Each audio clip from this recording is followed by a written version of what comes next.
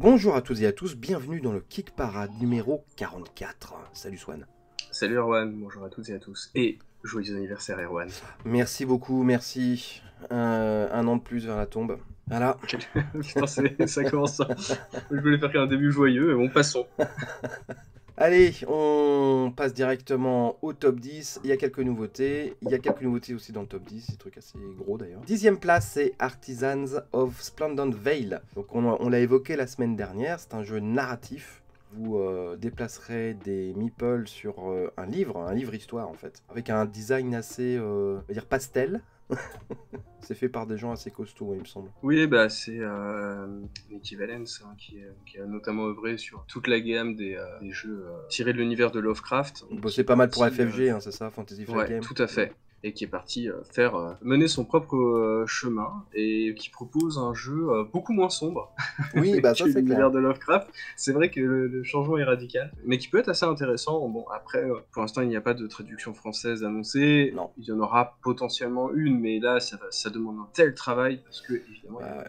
beaucoup de textes. C'est quelqu'un qui semble assez hostile à l'arrivée des applications. Et du coup, elle a décidé de partir sur des bouquins d'aventure, mais chaque bouquin d'aventure est propre à chaque personnage que nous allons Ouais. incarner. Mm. Donc du coup, ça fait une boîte gigantesque. C'est ça. Il y a presque autant de bouquins que de matériel. Voilà, si vous êtes parti, si vous êtes fort avec la langue de Shakespeare et que vous voulez partir sur un gros jeu Legacy qui va vous prendre beaucoup de temps, c'est clair que ça s'adresse à vous. 113 000 euros, 1300 contributeurs, c'est sa dernière semaine. 9e position, c'est Solar Sphere, avec la fameuse sphère de Dyson que vous devrez construire autour du Soleil. Il a gagné une place cette semaine. Ce sont ses derniers jours. Il en est à 73 000 euros, 1312 contributeurs. C'est un, on va dire, succès moyen. Après, c'est pas un gros jeu. Je pense qu'ils retombent sur leurs pattes. Ils demandaient 11 000 euros. Je pense que ça coûtera plus que ça pour produire le jeu, mais bon, voilà, ça on va dire, c'est le petit jeu pervers de Kickstarter. Les mensonges pour enfants de Kickstarter. Jeu spatial, semi-coopératif, avec une bonne DA, je trouve. Voilà, donc Oui. Bah, après, c'est genre typiquement le genre de jeu que je pense qui va sortir en boutique par la ouais, suite. il y a Hein. des Je veux chances. dire, c'est pas un jeu énorme, voilà, c'est clairement, tu sens que c'est une petite boîte qui se lance, qui a envie voilà, de faire ses preuves via le financement participatif. Donc, ça reste un succès modeste, mais je pense que c'est clairement le type de jeu qui aura une seconde vie après Kickstarter. 8e place, c'est Shazn Azadi, donc l'extension de Shazn, ce jeu de révolution politique. 130 000 euros, 1316 contributeurs. Vu la thématique, c'est vraiment pas si mal, parce que c'est quand même c'est pas une thématique évidente à mettre dans un jeu. Toi, je sais que tu aimes beaucoup, tu as très envie de l'essayer. Et Ouais. bon voilà, c'est la dernière semaine, il aura fait, je pense, son job. Ouais, bah c'est bien, ça veut dire que, je sais pas, quand on voit comme ça 1316 contributeurs sur un jeu de révolution, pourrait-on en conclure que les graines de la révolte commencent à être Il semées. se passe quelque chose. Euh, il se passe quelque chose. Non, mais effectivement, c'est un jeu que je trouve très beau, peut-être un peu cher. Après, le contenu est toujours très beau, mais c'est vrai que si vous voulez savoir un peu plus ce qu'on pense sur le jeu, on en a longuement parlé dans Ouais. l'émission de la semaine dernière et dans l'émission d'il y a 3 semaines. Tout à fait. 7e place, The Stuff of Legend. On en avait parlé parce que c'était une grosse nouveauté. Il vient d'apparaître dans le top 10. 138 000 euros, 1554 contributeurs. Il reste une grosse quinzaine de jours. Donc là, on replonge dans le jeu narratif. The Stuff of Legend, en fait, à la base, ce sont des romans graphiques qui apparaissaient par épisode dans le New York Times, il me semble. C'est adapté en jeu narratif, donc c'est un gamin qui se fait kidnapper par un boogeyman et qui va se faire sauver par ses jouets, un peu comme Histoire de Peluche, hein. J'avais comparé ça à Histoire de Peluche, c'est vrai qu'il y a beaucoup de parallèles, sauf qu'on est dans un univers là beaucoup plus cruel et sombre. Ça a l'air pas mal du tout. Moi je trouve que c'est... Ouais, moi je vais pas le prendre, mais je trouve que c'est très beau. J'aime beaucoup l'univers, ça a l'air assez malin et je comprends que ça marche. Bah, clairement, et puis je trouve que, en fait, contrairement à Histoire de Pluche, que je trouvais peut-être un peu le cul entre deux chaises, entre des joueurs enfants, mais à côté des mécaniques quand même qui sont, on va pas dire expertes, mais qui s'adressent peut-être un peu Oui, plus à oui. un public Ouais. adulte. Là, je trouve qu'il y a un véritable parti pris, malgré le côté univers enfantin. On sent que voilà, on est parti sur du jeu exigeant pour adultes, et effectivement avec une direction artistique, pas forcément travaillée, puisqu'il s'inspire quand même de romans graphiques, comme tu le disais précédemment. Donc oui, effectivement, ça a l'air d'être quand même plutôt joli. Après, pas de traduction française annoncée, il me semble. 6e position, c'est une entrée, ça s'appelle Beast. Financé en 15 minutes. Hein. Financé en 15 minutes, enfin 16 minutes. Ils ont mis... En 16 minutes, pardon. ouais, ils ont mis le palier à 12 000 € pour le financer. Moi, je trouve que c'est un peu une arnaque. Ça va coûter beaucoup plus cher que ça à produire, je pense. Surtout en ce moment. Il en est à 107 000 €, 1852 contributeurs. On va le revoir parce qu'il reste 25 jours de campagne. Bah là, on va explorer des contrées sauvages, il me semble. C'est ça. En fait, c'est un jeu qui va mélanger pas mal de mécaniques. Donc, c'est un jeu à 1 contre tous. Une partie des joueurs autour de la table vont incarner des chasseurs hein, qui sont là pour découvrir ce nouveau territoire et défendre les différents colons qui s'y installent. Et l'autre joueur va incarner donc, The Beast, donc parmi 6 différentes, il me semble. Et en fait, voilà, le jeu va se passer selon 3 temps dans la journée, et avec un système de draft, de cartes au milieu, donc il va falloir piocher des cartes pour composer sa main, avec la petite particularité qui est que les cartes pour les chasseurs et pour les monstres, pour le monstre, sont les mêmes. Sont communes. Et on draft ça durant je sais plus si la nuit, je crois. C'est ça, pour pouvoir jour, définir nuit nos actions. Et soir, ou je sais plus. Enfin, il y a 3 phases, et il y a un moment donné où on est obligé d'échanger les cartes avec son ennemi, finalement. Exactement, donc il va falloir être à la fois conscient de qu'est-ce qui m'intéresse moi pour jouer, mais quel truc je veux absolument pas donner à mon adversaire. C'est ça, tu fais de l'anti-draft. Exactement. Et ce qui est assez intéressant, c'est que donc d'un côté, il va y avoir énormément de coopération avec les chasseurs, et l'autre le joueur, on va dire alpha, qui va jouer la créature, va devoir œuvrer à couvert, puisqu'en fait on va reprendre cette mécanique de déplacement caché, donc avec, on va dire, je me suis déplacé 3 cases, etc. Donc l'aspect track va vachement être mis en avant. Les chasseurs vont devoir essayer de trouver où se trouve la créature sur le plateau avant qu'elle n'arrive à accomplir ses objectifs, ou qu'elle les prenne en traître en laissant... Il y en a un qui reste tout seul, la créature l'attaque, et tout seul face à la créature... on ne donne pas cher de sa peau. Donc il va y avoir toute une gestion de territoire, de track, de draft, d'anti-draft. C'est un jeu qui a l'air extrêmement complet, avec une direction artistique qui est très très belle, et un plateau réversible, ce qui est un petit plus dans ce type de jeu. Voilà. C'est aussi une direction artistique très originale, moi qui me plaît assez. Ouais, totalement. Et ça change aussi des éternels jeux de chasseurs de monstres qui ont été très à la mode cette année. Entre il y a eu quoi, Primal, il y a eu Monster Hunter, voilà. Ouais. Il y en a eu d'autres. Et donc là on est un petit peu dans le même concept finalement, mais pas tout à fait. C'est-à-dire qu'on va avancer dans la nature, on va essayer de domestiquer la nature, et la nature va pas se laisser faire. En fait, c'est un peu ça le concept du truc. Et ça me rappelle un petit peu Princesse Mononoke, moi, de Miyazaki, avec ces humains qui avancent de plus en plus sur des contrées qui étaient jadis réservées aux animaux et aux dieux. Et je trouve que le concept du jeu est intéressant, de la mécanique, la direction artistique. Je trouve que c'est un jeu qui me séduit assez. Pareil, et surtout j'aime beaucoup cet aspect de track en fait. C'est quelque chose qui me manquait énormément dans les jeux comme Monster Hunter, etc. C'est-à-dire que là, on sait qu'il y a une créature, on sait qu'elle agit, on sait pas exactement où elle est, donc il va falloir trouver des empreintes de pas, parce que si tu dis j'arrive sur une zone, je pense qu'elle est passée par là, je fouille, et si effectivement ça a été le cas, tu peux dire effectivement il y a une empreinte, donc du coup voilà, tu donnes des petits indices, un peu comme on avait eu dans un jeu comme Narcos par exemple. Oui, tout à fait. Dans l'île au trésor, tu vois, on a retrouvé un peu cette mécanique-là, et je me dis, effectivement, la chasse, c'est pas que le combat, c'est aussi la recherche, apprivoiser le terrain, etc. Donc je trouve ça plutôt sympa. Et évidemment, énormément de rejouabilité en fonction de la créature que vous allez affronter, des objectifs que vous aurez à remplir. Donc non, c'est plutôt une belle promesse. Après, pas de traduction française. Et pour le coup, je trouve ça un petit peu dommage, parce que je trouve qu'il y avait largement de quoi traduire. Et d'ailleurs, le créateur lui-même en convient, puisque sur la page Kickstarter, si vous allez sur la FAQ pour la localisation, il invite de potentiels éditeurs à le contacter en donnant son mail. Voilà. J'espère que ça sera fait. Qui nous écoutent, ça serait sympa. Ouais, je pense que c'est un jeu qui a du potentiel. 5e place, il me semble que c'est également une entrée. The Light in the Mist, a Tarot Puzzle Tale, 78 000 €, 2048 contributeurs, une grosse quinzaine de jours encore. Alors là, on est dans du jeu narratif et du jeu de cartes. Ouais, en fait, on s'est un peu posé la question avant l'émission, pour être tout à fait franc, savoir si ce jeu devait rentrer dans le top. N'hésitez pas à nous donner vos avis d'ailleurs. Finalement, on a décidé d'opter là-dessus, parce que bon, ça reste un jeu de tarot à la base. Mm.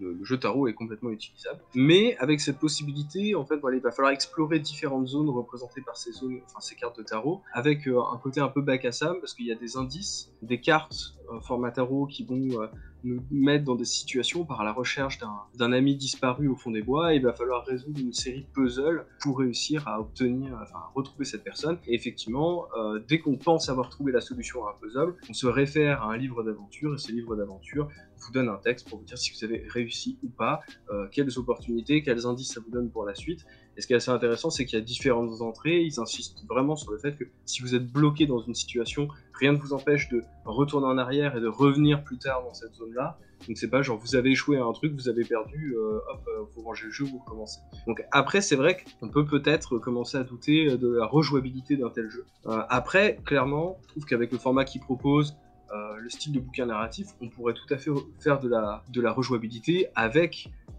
justement des nouveaux scénarios qui peuvent s'ajouter dessus. Donc, pour Oui, l'instant, qui c'est puisse pas annoncé, s'intégrer mais dans le truc. Ouais. Mm.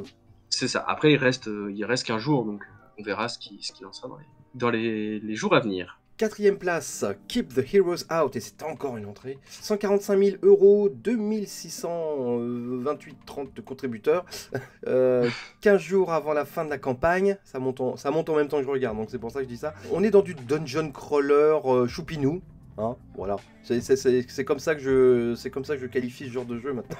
C'est du dungeon crawler choupinou. Voilà, parce que c'est du dungeon crawler light, on va dire, au niveau de la mécanique, du matériel, qui a des petits meeples assez cartoon, assez humoristiques. Après, l'originalité, je trouve qui est plutôt sympa, c'est qu'il y a un côté, on incarne les monstres, et il y a en plus du dungeon crawler, il y a aussi un côté tower defense. Ouais. On va avoir placé selon les scénarios, on va placer nos salles, on va incarner l'une des classes de monstres que l'on trouve dans le donjon, donc ça va être les slimes, ça va être le dragon, ça va être avec effectivement un côté très asymétrique par rapport à ça, et il va falloir booter l'envahisseur hors de notre donjon, on tue les héros. Et ce qui est plutôt sympa, c'est que ça se base aussi sur un système de deck building qui va se développer au fur et à mesure. Donc moi je trouve ça, en fait finalement sous son côté un peu classique, je trouve que ça propose des mécaniques plutôt originales. En plus, ce qu'il faut savoir, c'est que c'est un Français qui est derrière ce projet, et on précise parce que c'était pas forcément très clair sur la page. Le jeu aura bien une version française, parce qu'en fait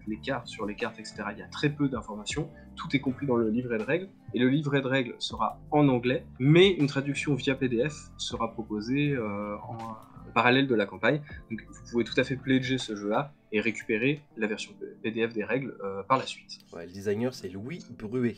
Avant de découvrir le top 3 de Kickstarter, on va faire un petit détour par les nouveautés, évidemment. Je commence avec 2 deck building.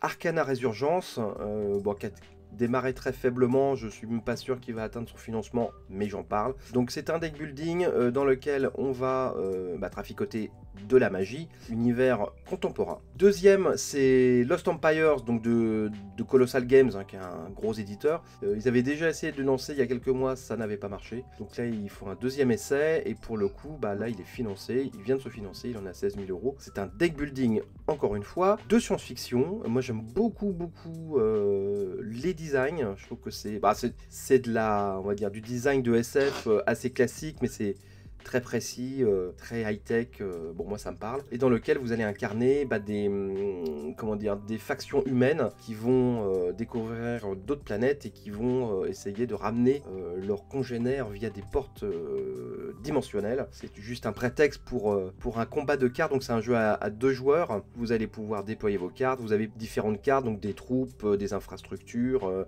vous débrouiller pour mettre la pâtée à votre adversaire. Il y a une VF pour ce jeu, donc voilà, c'est aussi pour ça que c'est intéressant.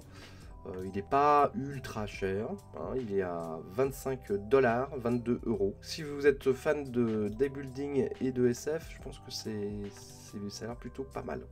Alors avant toute chose, moi je voudrais vous parler de Dungeon of Dragmar, donc qui est un dungeon crawler plus ou moins sous forme de cartes, ce qui va être proposé en VF avec un système de recrutement de personnages, de 3 personnages. On va devoir équiper et on va devoir explorer les différents donjons du jeu, qui sont symbolisés sur une carte, dans un temps qui nous est imparti de plonger au cœur du donjon et d'essayer de tuer des boss, revenir en ville, débloquer de l'argent récupérer de l'équipement un peu plus fort, aller s'attaquer à un deuxième donjon, etc. Ça rappelle Darkest Dungeon un petit peu. Totalement, c'est exactement ce que j'allais dire, parce que je trouve que esthétiquement, déjà, ça y ressemble, mais avec sa propre patte. En termes de mécanique, alors effectivement, ça a l'air un peu plus light que la version Mythic Game, mais à mon sens, elle a l'air de répondre un peu plus à ce à quoi ressemblait le jeu. Alors après, il faut voir au niveau de la difficulté, voilà, il y a des mécaniques, mais c'est vrai que je trouve que finalement, on reprochait à la version Mythic Game d'en faire peut-être un peu trop. Là, on se retrouve avec un jeu qui est plutôt accessible, qui va juste se baser sur des cartes, avec un peu d'exploration, etc. Et je trouve que le jeu il a de la gueule. Et je trouve ça un peu dommage qu'il passe. Après, c'est parce qu'il y a beaucoup de mastodontes là, cette semaine, mais c'est un jeu qui passe un petit peu sous les radars. Mais je le trouve fortement intéressant. Je vais surveiller la campagne. Ça faisait longtemps que j'avais pas eu un Kickstarter qui m'emballait autant que cette semaine. Moi, je vais vous parler d'un petit jeu qui s'appelle Drop Drive. Alors, je ne sais pas si tu avais remarqué dans les boutiques un jeu qui était sorti il y a quelques mois qui s'appelait Dungeon Drop. Si, en fait, le truc c'est qu'effectivement, j'avais pas fait le lien, parce que j'avoue que le jeu a été un peu passé sous les radars, et en voyant la mécanique, oui, ça me dit vaguement quelque chose. Parce que dans Dungeon Drop, c'était un dungeon crawler, mais fait maison en quelques secondes. En fait, le principe, c'est que vous aviez une boîte avec plein de petits éléments, des cubes de différentes tailles et couleurs. Vous prenez une poignée, vous les lâchez au-dessus d'une table, ça vous fait donc une répartition aléatoire. Et chaque élément, enfin chaque type d'élément représentait un coffre, un monstre, un piège, etc.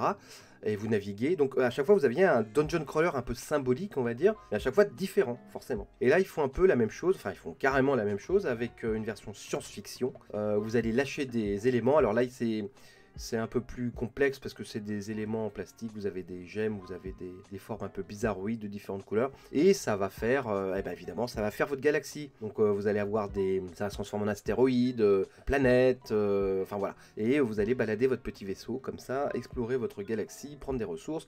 Vous allez pouvoir vous faire attaquer par des pirates. C'est du petit jeu, mais je trouve le concept vraiment très malin, quoi. C'est-à-dire vraiment, tu veux faire un jeu de SF ou un dungeon crawler qui n'est jamais le même, bah ouais, c'est de l'aléatoire en fait. Voilà.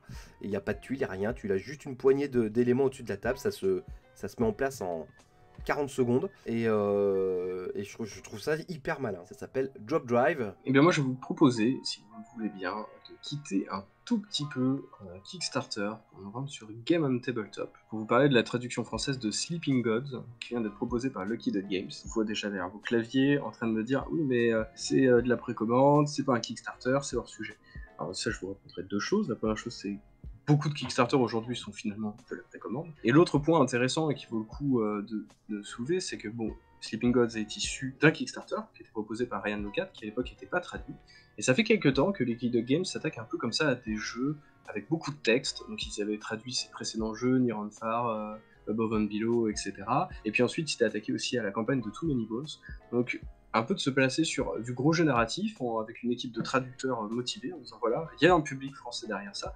Et je trouve que soutenir ce genre de campagne, si vous êtes intéressé, eh bien, ça voudrait peut-être dire à l'avenir des partenariats dès la campagne Kickstarter et pas devoir attendre forcément 3, 4, 5 ans après la sortie du jeu initial pour pouvoir y jouer et donc du coup montrer que le public français est là, qui participe activement à l'univers du jeu de plateau. Et donc du coup, je trouve que c'est assez intéressant ce qui est en train de se passer maintenant, donc c'est pour ça que je voulais faire un petit focus là-dessus. Allez, on revient au trio de tête sur Kickstarter. Donc en troisième position, c'est One Deck Galaxy. Bon, on parlait de Dungeon Drop et de Drop Drive, c'est l'adaptation version SF. Dungeon Crawler, One Deck Galaxy, c'est la même chose. C'est une adaptation de One Deck Dungeon, mais en version espace. Vous allez pouvoir gérer vos civilisations, tout cela dans un petit jeu. On va voir le même concept, mais avec un énorme jeu juste après. Mais donc voilà, c'est assez rigolo qu'on puisse complètement varier les plaisirs sur un... On va dire sur un même concept. Donc là, c'est plus jeu aventure que 4X, vraiment. Hein. Je sais qu'il y a des petites feuilles de campagne pour gérer vos civilisations, mais on n'en est pas non plus à construire des mondes entiers comme dans certains jeux. Mais en tout cas, il marche très bien. 136 000 euros, 3 496 contributeurs, il reste une dizaine de jours avant la fin. Moi je pense que... Enfin d'ailleurs, il y a quelqu'un qui l'a dit en commentaire que ça allait être édité en France. Oui. Qui a dit que c'était pas notre publishing, mais je crois qu'il n'a pas dit l'éditeur. Mais non, voilà. il a gardé ça secret. Il a gardé ça secret. C'est une information qu'il garde pour lui. D'ailleurs, c'est peut-être quelqu'un qui bosse chez le dit éditeur, je ne sais pas. Je ne sais pas. Bon, mais en tout cas, apparemment, il y aura une version retail en français de One Day Galaxy. Donc, très sincèrement, ça vaut pour moi, ça vaut pas le coup de le kickstarter. Deuxième position, alors ça, c'est une grosse entrée. Hein. Grosse entrée, gros mastodonte, Voidfall.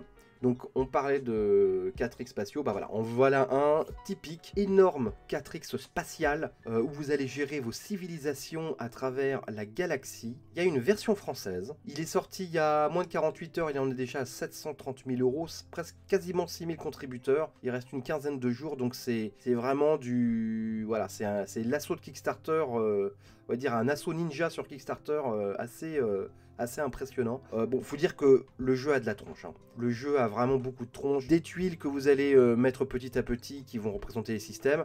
Ça rappelle évidemment Eclipse. Beaucoup de civilisations que vous pouvez jouer qui sont très asymétriques. Et vous avez aussi une originalité, c'est que vous avez une troisième, on va dire une espèce de joueur neutre qui va vous embêter sous la forme d'espèces de porte dimensionnelle qui va faire apparaître des ennemis. Il y avait un peu ça aussi dans Eclipse, il y avait certains systèmes où il y avait des espèces de gardiens que vous pouviez combattre. Donc voilà, bon, alors, matériel absolument pléthorique et superbe. Alors moi le design, je sais pas ce que tu en penses, me fait beaucoup penser à notre feu et regretté dessinateur national Moebius. Enfin, en fait, c'est pas que je trouve pas ça très chouette, hein, je trouve ça très chouette aussi.